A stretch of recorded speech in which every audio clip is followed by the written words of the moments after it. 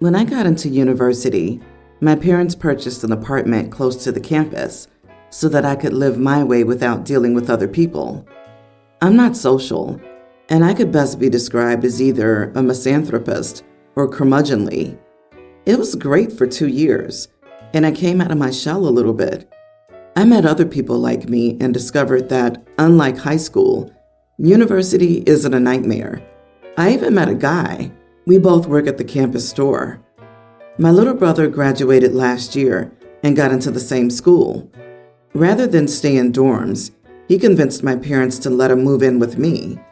Well, they own it, so I had no say in the matter. I lasted 1 semester. Since he had an off-campus residence, my apartment became party central. I asked my parents to make him stop after talking to him didn't work. They said to loosen up. I think they expected it would change my personality. I talked to the university and snagged a rare single room in the mature student dorm. I don't have a lot of stuff, so when we went home for Christmas, I took what was really important to me. My boyfriend, the first one ever, by the way, looked at me, all social now, cleaned out my room and moved my stuff to student housing for me. When we drove back after New Year's, I dropped off my brother and went to my new place. It isn't perfect, but it's pretty sweet. My parents called me and asked where I was. My brother had let them know I wasn't in the apartment. I told them where I was and why I was there. They were upset that they had spent all that money to help me, and I didn't appreciate it. I said I did until they stuck me with my brother. Without me there, he's having a blast. Good for him.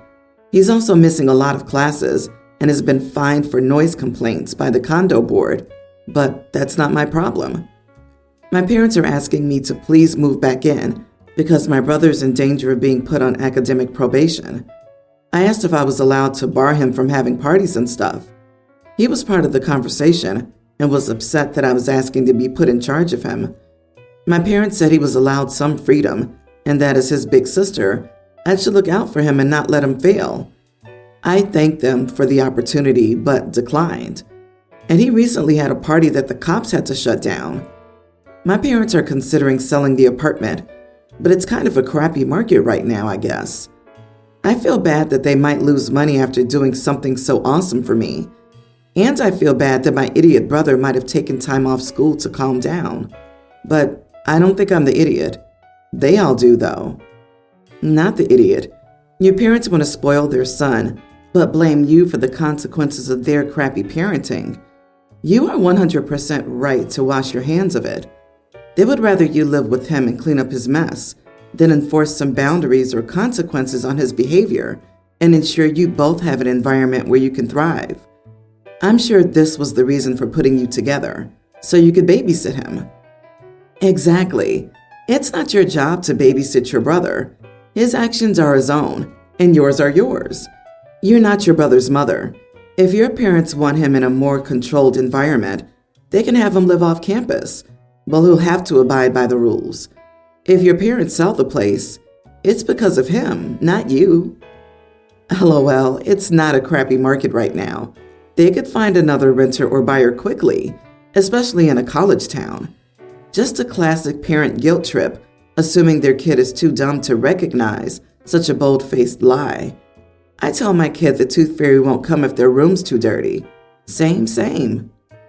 As the oldest child, I always hated being put in charge of my younger siblings. All responsibility and no authority. There were no problems until my brother moved in. There were no cops called on the condo until he moved in.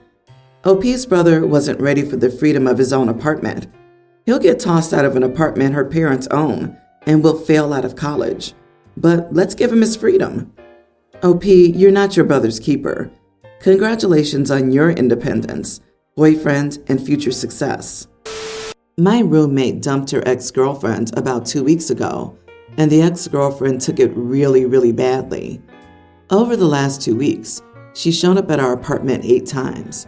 She stands outside and cries and knocks on the door, begging my roommate to come out and talk to her. My roommate always ignores her until she goes away. She usually stays for almost an hour. Honestly, it's really sad to listen to. So last night my roommate was at home, and her ex-girlfriend came to the door. I opened the door to tell her that my roommate wasn't there, and I could see that she was intoxicated. To be fair, I don't know if she's been drinking the other times she's shown up, but once I saw that she was, I didn't feel comfortable just shutting the door on her and leaving an intoxicated girl alone outside at night. So I let her come inside so I could call her an Uber to take her home. She was in our apartment for maybe 10 minutes total. I didn't let her go into my roommate's room or touch anything. She just sat on the couch and cried, waiting for the Uber. While she was there, I texted my roommate to let her know so that she wouldn't come home to her ex-girlfriend unexpectedly being in our apartment. My roommate got mad at me for letting her in and said I should have ignored her.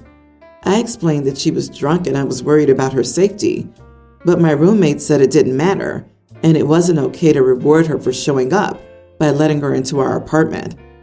My roommate's still mad at me today and is saying that the next time the ex-girlfriend shows up, it'll be my problem to deal with because she's sure I just made the whole situation worse. So, am I the idiot? Edit. The ex-girlfriend didn't do anything crazy or bad that made my roommate break up. She just wasn't that into her. You're not the idiot, not your circus, not your monkey. Frankly, at this point, instead of calling her an Uber, you should have been calling the cops about harassment. This is ridiculous. And even more ridiculous that you actually let her inside. And your roommate's right. You 100% did just make it worse. Agree. You should have called the cops. You're enabling her. This is not harmless behavior. She's stalking and you're contributing to it. Next time, slam the door shut in her face and call the cops immediately. Stop letting your lack of boundaries put others at risk. Excuse me? You make it seem like OP's decision came from a bad place. I could understand the concern for safety. In my opinion, the real idiot is the roommate. The ex had shown up so many times before, and she just ignored the situation. Why didn't the roommate call the cops for harassment instead of just ignoring it? She ignored the situation and put OP in a bad position. The roommate should handle her business and not subject the people she lives with to her relationship issues. I'd be not okay if my roommate's ex kept showing up, banging on the door and crying multiple times, and they didn't do anything about it. I agree. Ultimately, I think OP did the best they could in a crap situation. They got the ex out to safety and altered the roommate to avoid an unwanted confrontation. It sounds like the roommate should seriously consider legal options for keeping this person away from them before this escalates to even crazier levels. My wife, 23, and I, 26 male, have been together for 3 years, if relevant. Lately, my wife has been emotional, like every little thing sets her off. There wasn't a banana, she cries. No sugar, she cries. Mr. Bus, she cries. I'd almost think she was pregnant, but we discovered after a year of trying to conceive that she was infertile. This was 2 months ago. She also recently had a baby start at her nursery, which set her off. So it's been a tough time. I've tried to be empathetic, but it's all the time tears. I'm so tired. Like each time she cries, I'll drop what I'm doing to comfort her, even if she calls me at work.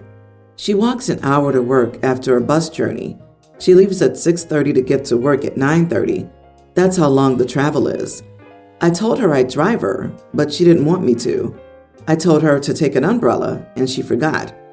She called me sobbing because it rained like I said it would, and she asked me to pick her up. I said I couldn't because I had a meeting. She said I'm sure they'll understand. I refused. She got huffy, and when she got home that night, she wasn't crying, shocker, but was mad. She hasn't spoken to me since, but we haven't seen each other much as she gets home late and still has work to do, coursework, etc. I asked a friend who insisted I was the idiot, but my wife texted me to say she's considering taking driving lessons in June, which I thought was a win, but she's still angry. So, am I the idiot? Edit. I did want children, but obviously I want to allow my wife to have her feelings on this.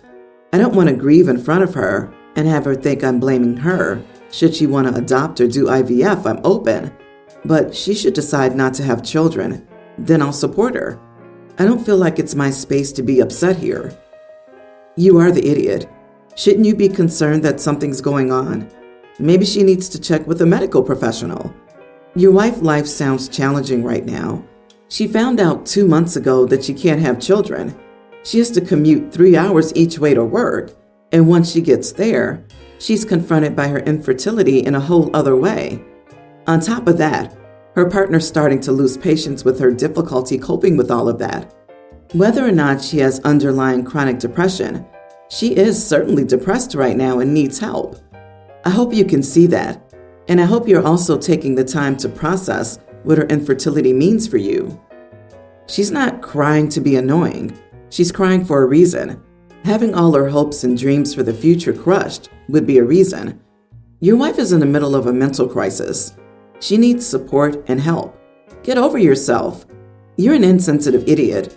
Apologize to your wife, and you both should seek therapy. No idiots here. I know everyone's tearing you a new one, but let's be real. You also just found out you can't have kids with her.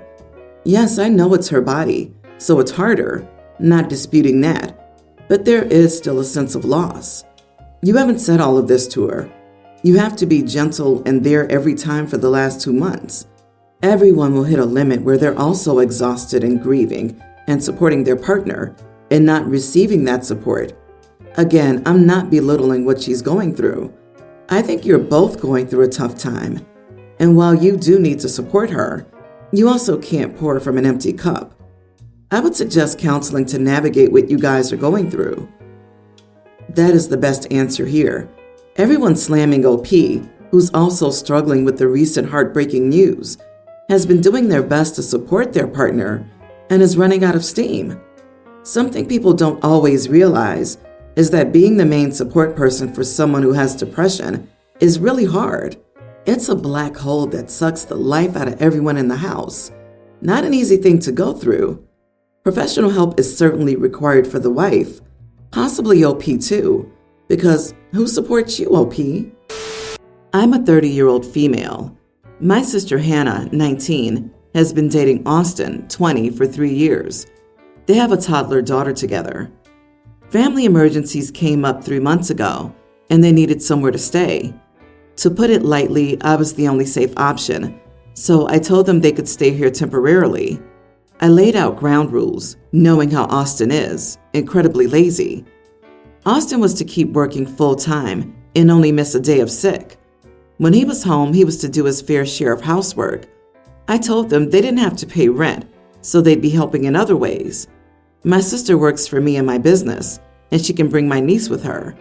I help her watch her throughout the day. I have the house stuff split equally and on a rotating schedule. So, like, we all cook dinner in a rotation of me, Hannah, and then Austin. Repeat.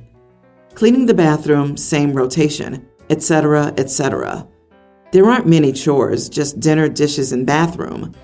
Well, lately, Austin has been a little idiot, to put it lightly. He starts getting angry if he has to do anything when he gets home from work. 6 hours, 4 days a week at a sub sandwich shop. If he's making dinner that night, he almost always starts yelling at my sister and saying, "Hannah, will you just come and do this? I need to walk away." And then he'll go outside and smoke for a half hour and just have my sister do his chore. Finally, I started putting my foot down because this guy won't even hold his kid so my sister can eat or bathe. When he does take his child, he'll put her on the floor in front of him and leave her crying while he plays his video games. I've had enough. So yesterday he pulled the same crap. Tried getting out of dinner by yelling to my sister to do it. I immediately stepped in and said no. If he was going to be here, he wouldn't be using the "I can't do this" weaponized incompetence BS. He can do it. He's simply lazy. I told him it ends now. He's going to be doing his chores. He will be helping out with this kid. Or he'll start paying me the full rent of what a room would be in this area, $650, if he wants to stay here. Later on, he told my sister he was moving out because I was a dumb witch and treated him like a child and got her all worked up. So she's panicking and asking me to understand that he's just burnt out. Am I the idiot? Massive, not the idiot. Firstly, he's still a child. Sucks that they decided to have a baby when he's clearly not responsible enough to support his wife or the baby. Secondly, this is your place, and your rules were not wrong. Your sister should not have to be a mom to both him and her daughter. Lastly, he's an idiot for behaving like this. Call his bluff. Tell him he has 2 weeks to be out of the house. My sister had in Austin a decade ago. I can only hope she comes to her senses and leaves this idiot. A lot of people date in Austin at one point or another. It's just regrettable that OP's sister ended up pregnant by one. OP, talk with your sister. Would it really be the worst thing if this man moved out? He yells at her. He curses at her. He's neglectful of their child. It sounds like life would be much more peaceful if your sister and niece stayed with you and he moved far away. It's clear she's not ready to see him as a bad guy. Just suggest that he move out. Maybe living somewhere else for a while will give him the break he needs. She might be open to the idea if it's just temporary. Then if your sister can get some space from him, she'll realize that her life is better without him. It must be heartbreaking to see your sister settle for this. Have you talked to your sister about the relationship they have? Any idea what she sees in someone who behaves uncaringly towards her and her child? I have a feeling that there will be the same issues 5, 10, 20 years from now, and just another guy. My parents have 50-50 custody of me, but usually they don't force me to stay anywhere because of custody. I'm allowed to stay with whoever I want. I, a teen female, have been living with my dad for 5 years. I visit my mom occasionally, but I prefer my dad's home because I have to share a room at my mom's home, which I hate. My birthday's in 2 weeks, and my mom is insisting I spend my birthday with her and her kids. The problem is that my dad and I were planning to celebrate my birthday in my favorite restaurant. It's a very expensive restaurant, and the food is perfect. So if I spend my birthday with my mom, I'll have to eat her food instead of that. I told Mom unless she could take me somewhere like that restaurant, I'd rather spend my birthday with my dad. She said she couldn't afford it, and I said fine, but I'm not coming then. An hour later, my aunt, Mom's sister, sent me this long text calling me an ungrateful idiot and lecturing me about how I should treat my mom, so I had to block her. I think they're very unreasonable. It's my birthday. I should be able to spend it how I want. You are the idiot. I understand some of your reasons, but in the end, you don't want to spend your birthday with your mother because she can't afford a fancy meal. And that's just an awful move. It's not easy to please both parents, and obviously, your birthday should be about you and what you want. But if you told your mother that you would only spend time with her if she can take you somewhere like that restaurant, you basically told her that you don't like spending time with her at all and just do it for the potential perks, which is indeed ungrateful. Yeah, Mom basically has to buy time with her daughter. You had to block your aunt? Oh, boo-hoo. I call BS on that one. You wanted to block her because you couldn't stand her calling you out on your bad and ungrateful behavior. You are the idiot for only loving the parent with money and telling that to the other parent. Money may buy happiness, but it doesn't buy class, grace, and humility. P.S. It's not your money. It's your father's. My mom doesn't buy anything. My dad pays for everything. Also, my mom's other kids are very picky, so I'll end up eating their favorite food on my birthday as usual. She has her own money. She just spends it on her other kids. And when I need something, even if I'm at her home, she tells me to ask my dad for money. She thinks it'll make us more equal. Boy, that changed my perspective. Since her mom isn't treating OP fairly the way she treats her other kids, I can see why OP doesn't feel close to her mom and avoids her mom. I really can't blame her for that.